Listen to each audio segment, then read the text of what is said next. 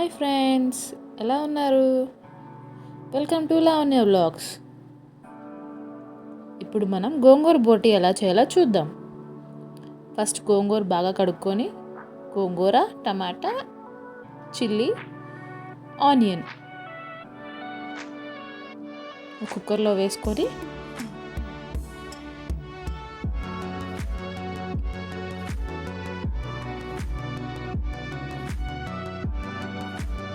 పసుపు,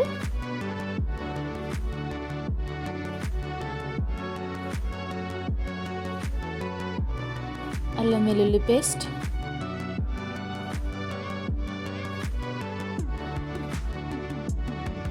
కారం,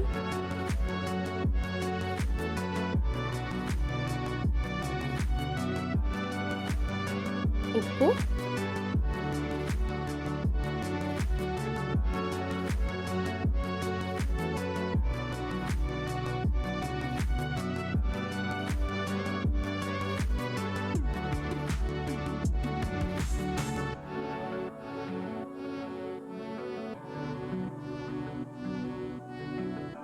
ధనియాలు, జీలకర్ర పొడి చేసుకున్న పొడి వేసుకోవాలి.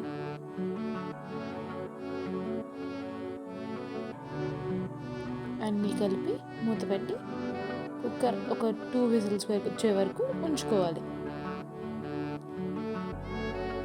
ఇంకో కడాయిలో ఆయిల్ వేసుకొని ఆనియన్స్ ఫ్రై చేసుకోవాలి. బోటి వేసుకోవాలి. మనం మంచిగా వాష్ చేసుకొని బోటి చిన్న ముక్కలుగా కట్ చేసుకొని ఫ్రై చేసుకోవడమే. కొంచెం కలర్ మారిన తర్వాత పసుపు, ఉప్పు, కారం,